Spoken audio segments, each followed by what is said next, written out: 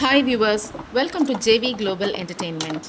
இன்றைக்கி சப்பாத்திக்கு ஒரு சூப்பரான சைட் டிஷ் காளான் சால்னா செய்கிறதுக்கு ஒரு கடாயில் எண்ணெய் ஊற்றி சோம்பு, அப்புறம் பட்டை, கிராம்பு, கருவேப்பிலை, பச்சை மிளகா, சின்ன சின்னதாக நறுக்கின இஞ்சி பூண்டு பேஸ்ட்டு, வெங்காயம் எல்லாம் போட்டு நல்லா தாளித்து நல்லா வதக்கிக்கணும். நல்லா வதங்கி வரும்போது அதில் ஒரு 2 தக்காளி நறுக்கி அதையும் நல்லா வதக்கணும்.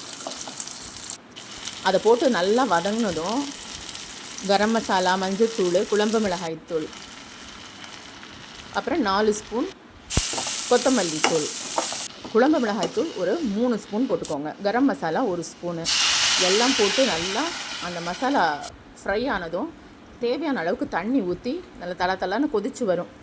அப்போ நறுக்கி வச்சுருக்க காளானையும் போட்டு நல்லா மிக்ஸ் பண்ணணும். அந்த காளான் மிக்ஸ் ஆகி வரும்போதே நல்ல ஸ்மெல் வரும். ஒரு தட்டு போட்டு மூடி ஒரு 5 நிமிஷம் விட்டுருங்க. காளான் நல்லா குக் ஆகிடும்.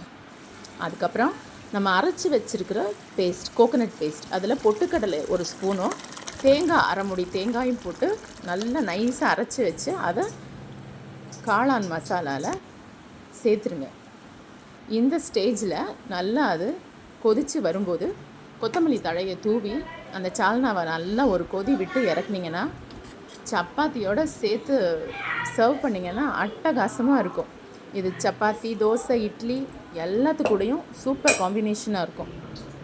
கண்டிப்பாக ட்ரை பண்ணி பாருங்கள். இந்த வீடியோ பிடிச்சிருந்தால் லைக் பண்ணுங்கள், ஷேர் பண்ணுங்கள், சப்ஸ்கிரைப் பண்ணுங்கள். பாய் பாய்.